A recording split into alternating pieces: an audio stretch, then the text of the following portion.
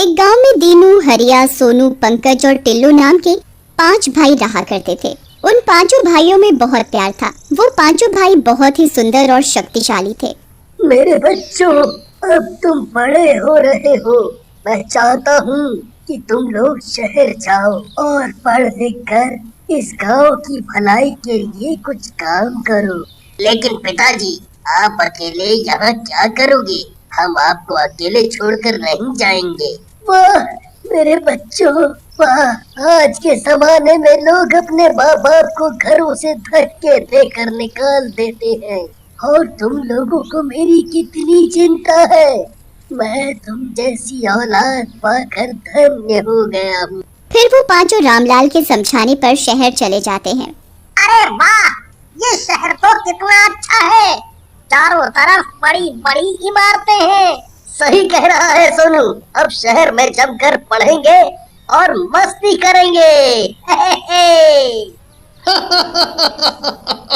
सही कह रहे हो दीनू भैया, शहर का अपना मजा है। खूब मस्ती करेंगे, रात भर जागेंगे और खूब पढ़ाई करेंगे। Hip hip hurray! फिर धीरे धीरे समय बीतने लगता है और वो पांचों शहर में ही पढ़ने लगते हैं। एक दिन उन पांचों के नाम एक चिट्ठी आती है। अरे भाइयों, आज हमारे लिए चिट्ठी आई है। अरे दीनू भैया, जल्दी से खोलो ना। जरूर पिताजी की ही होगी। वैसे भी उनसे मिले कई साल हो गए।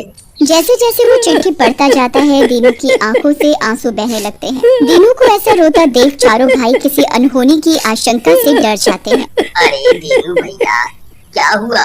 तुम चिट्ठी पढ़ते पढ़ते क्यों रोने लग गए?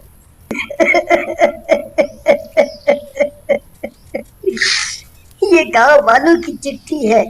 इसमें लिखा है कि पिताजी अब नहीं रहे और हमें जल्दी से जल्दी गांव में बुलाया है। फिर पांचों भाई जल्दी से तैयार होकर वापस गांव के लिए रवाना हो जाते हैं। लेकिन जैसे ही वो लोग गांव के बाहर पहुंचते हैं, वहां उन्हें अजीब सी शांति और मनहूसियत दिखाई देती है। अरे भैया, ये गांव को क्या हो गया? पूरे गांव में लगता है जैसे कोई मातम छा गया हो। तभी वहां गांव के सरपंच आ जाते हैं और उन पांचों को बोलते हैं, बेटा, यहाँ खड़े रहना खतरी से खाली नहीं है। तुम लोग जल्दी से मेरे साथ चलो। फिर पांचों भाई सरपंच के पीछे पीछे चल पड़ते हैं। सरपंच उन पांचों को उनके घर के अंदर ले जाता है और घर का दरवाजा बंद कर लेते हैं। अरे काका, तुम इतना घबरा क्यों रहे हो? और क्या बात है? बताओ हमें पूरी बात। और पिताजी की जान कैसे गई? क्या हुआ? दीनू की बात सुनकर सरपंच रोने लगते हैं और बोलते हैं,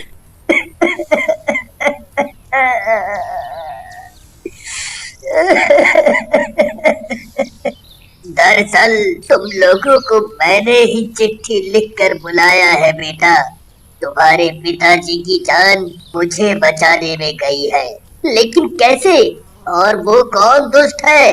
और इतने गांव वालों ने कुछ नहीं किया बेटा। वो एक दुष्ट नहीं, कई दुष्टों का समूह है जो हमारे गांव में आकर ना जाने कहां से बस गए। वो शैतान और चुड़ैले हैं। इन शैतानों और चुड़ैलों ने मिलकर तुम्हारे पिताजी को मारा है। शैतान और चुड़ैले? लेकिन वो यहाँ कैसे आ गई? बेटा, हम गांव वाले गांव के बाहर एक कुआं खोद रहे थे कि आने जाने वाले लोगों को पानी मिल सके। लेकिन हमें क्या पता था कि वो जगह शापित है और वहाँ शैतानों का वास है। उसी कुएं के अंदर मैं और तुम्हारे पिताजी फंस गए थे। लेकिन तुम्हारे पिताजी ने मुझे धक्का देकर ऊपर चढ़ा दिया और खुद उसी में फंस गए। मरते समय बोला कि मेरे पांचों शेर मिलकर इस गांव को वापस शैतानों से मुक्त करेंगे। सरपंच की बात सुनकर पांचों भाई रोने लगते हैं और रोते रोते बोलते हैं, आप चिंता ना करें सरपंच जी। अपने पिता की अंतिम इच्छा पूरी करना हर बेटे का धर्म होता है, और पिताजी की यही इच्छा थी। तो हम ही इस गांव को उन दुष्टों से आजाद करवाएंगे। फिर उस रात सरपंच उन लोगों के साथ वहीं उनके घर पर रुक जाते हैं। रात होते ही कुत्तों की जोर जोर से भौंकने की आवाजें और कुछ डरावनी आवाजें आने लगती हैं। देखा बेटा, ये आवाज सुनी? ये उन दुष्टों की आवाजें हैं। ये शैतानों की मंडली आ चुकी है। दीनू खिड़की खोलता है और झांकता है। बाहर एक 3 सिर वाली चुड़ैल और 3 शैतान चल रहे होते हैं। उनके हाथों में कटे हुए सर होते हैं। गांव वालों, कहाँ छुप गए तुम सब के सब? चुड़ैल रानी, अगर आप बोलो तो सबको इनके घर समेत ही उठा लूं। नहीं नहीं शैतानों, इन लोगों ने तो हमें बरसों की नींद से जगाया है, इतनी जल्दी थोड़ी न मार देंगे। वैसे भी आज का खाना तो मिल ही चुका है। ऐसा कहकर वो चुड़ैल और शैतान सारे वहाँ से चले जाते हैं और सरपंच जी बोलते हैं, देखा मेरे बच्चों, ये दुष्ट आए दिन ऐसे ही आते हैं और निर्दोष लोगों को मार कर जाते हैं और हम लोग कुछ नहीं कर पाते। लेकिन सरपंच जी, कोई ना कोई रास्ता तो होगा इन दुष्टों से निपटने का। बेटा, रास्ता तो है, लेकिन उसके लिए किसी को उस कुएं में ही जाना होगा।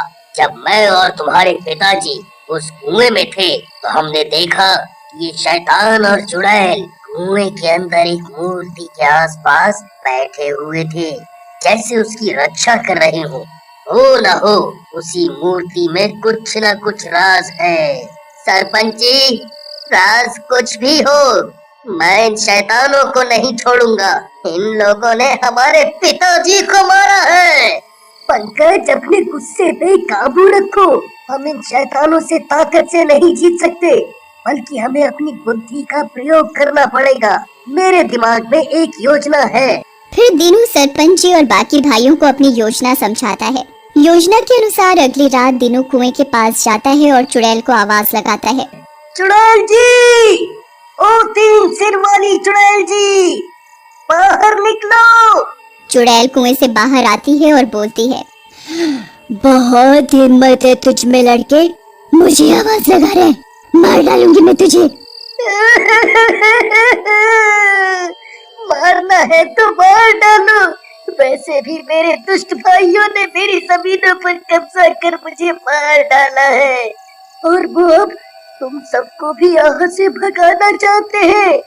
इसके लिए वो तांत्रिक भी लेके आए हैं।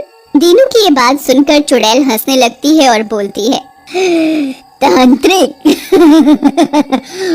उन लोगों को शायद ये नहीं पता कि कोई भी तंत्र विद्या हम पर असर नहीं करती। चलो अच्छा है चुड़ैल जी, बस अब आप मेरी मदद कर दो। बदले में जो भी आप बोलोगे वो मैं करूँगा। जो मैं बोलूंगी वो करेगा। तो एक काम कर, कुएं में जाकर सारे नर कंकाल साफ कर दे, वहाँ काफी गंदगी हो गई है, और उसके बाद मेरे हाथ पांव दबा। चल। दीनू वैसे ही करता है। वो कुएं के अंदर जाता है और वहाँ से सारे नर कंकाल एक जगह जमा कर देता है। थोड़ी देर बाद चुड़ैल बोलती है, वाह, तू तो बहुत काम का आदमी है। मेरी सारी थकान उतार दी। मैं तेरी सेवा से खुश हूँ। मैं कल तेरे दुष्ट भाइयों को मारूंगी। जहाँ चलना है ले चलना। नहीं नहीं चुड़ैल जी, आप क्यों कष्ट करेंगी? मैं उन चारों दुष्टों को यहीं ले आऊंगा। बस मेरी आपसे विनती है कि मेरे सामने मत मारना उनको। जैसे भी हैं वो मेरे भाई हैं। ठीक है, तू कुएं में छुप जाना।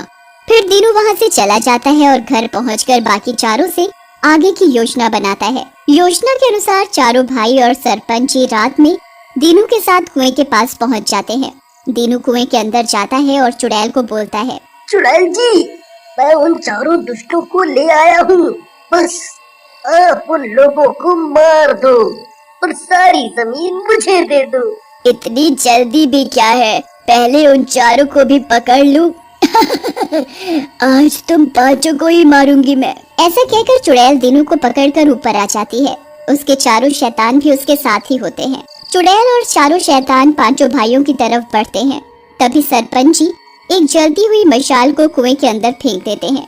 कुएं में जोर का धमाका होता है और मूर्ति टूट जाती है, और मूर्ति के टूटते ही चुड़ैल और शैतान भी जलने लगते हैं। दुष्ट दीनू, ये क्या किया? क्यों तोड़ी मूर्ति?